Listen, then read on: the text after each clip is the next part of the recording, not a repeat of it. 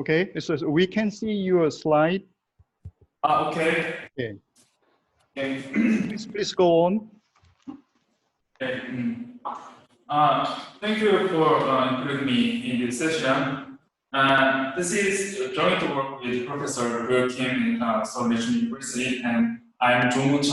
And as Professor Cho introduced me, I'm a PhD candidate, and it's called this study is called Financial Literacy and Mutual Fund Investment Behaviors: Evidence from the Republic of Korea during the financial crisis.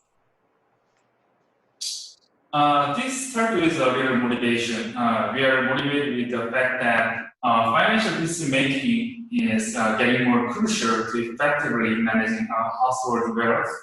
Because financially complex products have been spreading rapidly, and also financial markets around the world become more accessible to financial consumers. The problem is that these financial products can be difficult for financially unsophisticated people. In this situation, many researchers have suggested, and we also think that financial knowledge is a good measure to predict the effectiveness of individual financial behaviors. And financial knowledge may help financial consumers to make better investment decisions. But there are tons of studies showing that financial knowledge protects consumers against suboptimal choices, including financial mistakes, fraud, and unnecessary expenses. And recently, we have seen financial shock due to the COVID-19 pandemic. Representatively, the shock, the stock market index in the US plummeted, but fortunately, the financial market has recovered very quickly. But there are still risks and uncertainties around the market. The comparable precedent would be the 2008 financial crisis. So the broad question that you're interested is whether the impact of financial knowledge on financial decision-making behavior is robust or not. We are wondering that whether the financial literate are more stable during the crisis. On the other hand, do the financial illiterate causes panic selling or not? Does the effectiveness of financial knowledge still work during the crisis? We think that within those questions, there are some policy implications for protecting financial consumers. So in this study, we examined the impact of financial knowledge on mutual fund investment behaviors in the Republic of Korea. The reason why Korean mutual fund market is interesting is that the market showed unprecedented boom and bust during the crisis. I'm going to explain this historical background briefly. Please see the figure. In the beginning of 2000, the Korean mutual fund market grew at an astonishing rate compared to the 1990s. Not only just the number of mutual funds, but also the net asset value has highly increased until the 2008 financial crisis. As you can see, the shaded area, that means that during the crisis season, just before the financial crisis occurred, it's September 2008, the mutual market set a record for the highest fundraising. The crisis began in September 2008. Korea Composite Stock Price Index, shortly KOSPI, plummeted to 50% from its peak. And also the fundraising of mutual fund market shrank 15% in just 3 months. The shaded area in the figure shows the impact of shock during the crisis. You can see the Korean government tried to stabilize the market quickly, but as everyone knows, it takes a long time to recover the financial market. That's a summary of the historical background. So we also think that Korean financial consumers might be vulnerable to financial shock due to some issues. The biggest problem is that most of Koreans did not receive financial education because there are no curriculum requirements for financial education in South Korea. So many of the investors are financially unsophisticated. It can be worse off if some of those financially illiterate people think they know financial market and their products well, this phenomenon is called knowledge miscalibration, and I'm going to talk about it later. There's a set of related papers that look at the related issues, and I'm going to quickly summarize. Basically, there are two measures of financial knowledge. Objective knowledge means that what they actually know about financial market, and subjective knowledge means that they think they know about financial market regardless of their actual knowledge. Researchers have shown that people with a higher objective financial knowledge are more likely to participate in financial markets and reduce searching costs and report more saving and other good characteristics. And recently, subjective knowledge has received attention. Many studies show that subjective financial knowledge can manage the relationship between objective financial knowledge and financial decision-making behaviors. Based on the related theories like self-esteem or social cognitive theory in psychology, subjective financial knowledge is known to mediate between objective financial knowledge and behaviors. And recently, attention has been paid to the interaction with objective and subjective knowledge. One of the results is that the gap between two knowledge is also important to financial decision making. The difference between objective and subjective knowledge is called knowledge miscalibration. Knowledge miscalibration causes restricted rationality and suboptimal decision making, and thus lead to consumer vulnerability and financial damages. Basically, there are two kinds of miscalibration. The first one is overconfidence, which has high subjective knowledge, but their objective knowledge is low. And the other one is underconfidence, which has high objective knowledge, but low subjective knowledge. Previous studies have shown that both two groups show low quality of decision making because their knowledge framework is neither sophisticated nor regulated. Especially overconfidence group is whom we are trying to focus on, because we have found the importance of subjective knowledge during the crisis in our study. Researchers have shown that people with overconfidence depend on individual memory of experience rather than public information. They are more likely to have an interest in unreliable financial information, such as past earnings or temporary performance, and tend to rely on their experience. So there are three specific questions we are looking at in this study. The first one is to show whether changes in mutual market knowledge significantly affect investment decisions of mutual funds in the view of both extensive and intensive margins during the financial crisis. The second thing we are trying to do is to find the relationship between mutual fund knowledge and investment behaviors, and whether they are consistent during the financial crisis and the post-crisis period. And finally, we are going to show is whether the changes in investment behaviors can be explained by knowledge calibration mechanisms. The data set we use in this study is Mutual Fund Investor Survey, MFIS for short, constructed by Korea Financial Investors Protection Foundation. The data is an annual cross-sectional data, and it is published since 2007. The survey interviews mutual fund investors who are from 20 to 64 years old and lived in Seoul, a special city, and also a capital city in South Korea, and 6 metropolitan cities. It means the big cities in South Korea. For consulting control group, people who are financial consumers but not mutual fund investors are also surveyed. Each respondent is the one who knows the best for their household income, expenditure, and other asset portfolio among household members. The data contains very specific information, including demographics, socioeconomic status, financial literacy, and especially mutual fund investment information of the household. Actually, we were very lucky that we could make a panel data set using the subsample of the first 2 surveys. It was a serendipity before.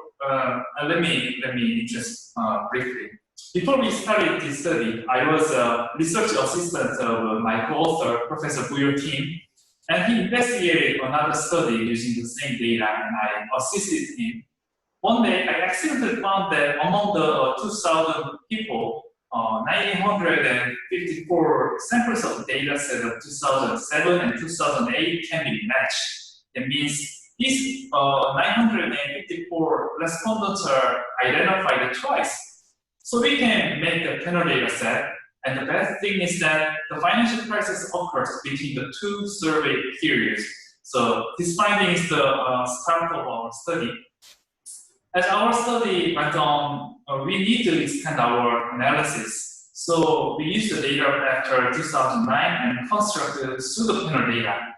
Every year, about 3,000 people are surveyed. So the sample size of 8 years data set is about 25,700. In the pseudo-panel data, we construct cohorts by adding gender, age, education level, and region. So the number of cohorts can be calculated by multiplying this number of characteristics. As a result, we made 2,249 cohorts, and each cohort contains 12 people on average. Objective mutual fund knowledge is measured by a percentage of corrected answers from the set of questions. You can see the table 1. There are 10 questions in 2007, and 1 question is added in 2008. Respondents must choose one from the options of true, false, or they can also choose do not know. For example, question number 1 is a sentence: mutual fund will not pay a guaranteed rate of return. The answer is true, and the correction ratio is about 80% in 2007 and 85% in 2008. Subjective fund knowledge and subjective fund knowledge is defined using the 4 points Likert scale to the 13 terms and concepts related to the mutual fund. The respondents can choose from I have no knowledge to I fully understand. If he or she chooses I generally understand or I fully understand, we give them 1 and 0 otherwise. For example, the first term in table 2 is redemption fee. If the respondents know that the terms, we give them 1. So 67% of respondents said they know the term in 2007 and 56% in 2008. The first 2 research questions in our study are examining the impact of both objective and subjective knowledge on mutual behaviors during the crisis and after crisis. And next, we're going to compare them, and we conduct an individual fit effect estimation. This is the second line is the specification 1. The delta YIT is an outcome variable of individual I at time t, representing 1-year changes in 2007 and 2008 panel data set, or a deviation from the mean among the cohorts in 2009 to 2016 pseudo-panel data. And we use both extensive and intensive margins of investment for outcome variables. So the participation in mutual fund market, that means extensive margins, and the number of mutual fund or value of all invested mutual fund investment to financial asset ratio, and indicator whether individual gain profits from mutual fund investments are used for intensive margins.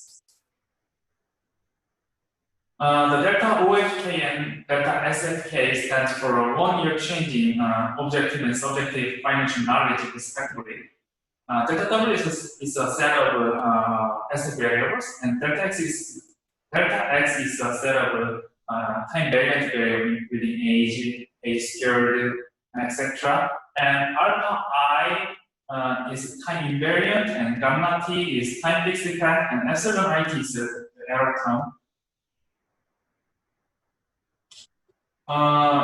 Our third research question is to examine whether the changes in investment behaviors can be explained by knowledge calibration mechanism. To examine this, we conduct a pooled OLS model model, including categorical variables of knowledge calibration. There are 4 categories. The definition of overconfidence group is that objective knowledge is below average, but subjective knowledge is above average. We call them OCG. And underconfidence group means that objective knowledge is above average, but subjective knowledge is below average. We call them UCG. And high calibration group, shortly HCG, is that both two knowledge is above average, and LCG, low calibration group, is that both two knowledge is below average. The summary statistics shows the first sample, including people surveyed from 2007 to 2016, responded correctly, answered about 71% of questions on average, and responded that they know about 60% of concept and terminologies of mutual fund market. And the notable thing is that the changes of investors' attitude between 2007 and 2008. In 2007, when there is a boom in the mutual fund market, investors have 3.2 mutual fund on average, and 86% of them said they are satisfied with their mutual fund investment, and 36% responded that they were planning to invest more than before. But right after the 2008 financial crisis, everything changed. The number of mutual funds shrank to 2.7, and the evaluated mutual funds dropped to 1/3 of 2007. Only 25% of investors are satisfied with their investment, and just 3.7% of them were planning to invest more than before. I'm gonna talk about results, but I'm sorry, Professor. How many times can I use? Is it okay to? It's because so we run short of time, so please finish your presentation in okay. 2 minutes, please. Okay, I'm gonna go to the conclusion. That's okay. Okay, so just in conclusion, so far we examined the impact of both objective and subjective fund knowledge in different macroeconomic situations, and we find that subjective fund knowledge plays an important role when people experience during the crisis. That means individuals with higher levels of subjective fund knowledge are more likely to stay in the mutual fund markets. That means extensive margins, and buy more mutual funds. It means intensive margins. We also use another strategy using the knowledge calibration concept and show that the impact of subjective knowledge during the crisis is not driven by OCG, overconfidence, but high calibration group, HCG. That means even though objective knowledge seems not to have an impact on investment behavior, but a certain level of objective knowledge is still important during the crisis. So we are still working in this study, so I'm particularly looking for comments and any feedbacks. This is our studies. Thank you. Thank you very much. And I'm sorry for the interruption. Okay, so Professor Huang is supposed to give comments on this presentation, but he didn't come to the meeting today, so I'll make for the discussion. Okay.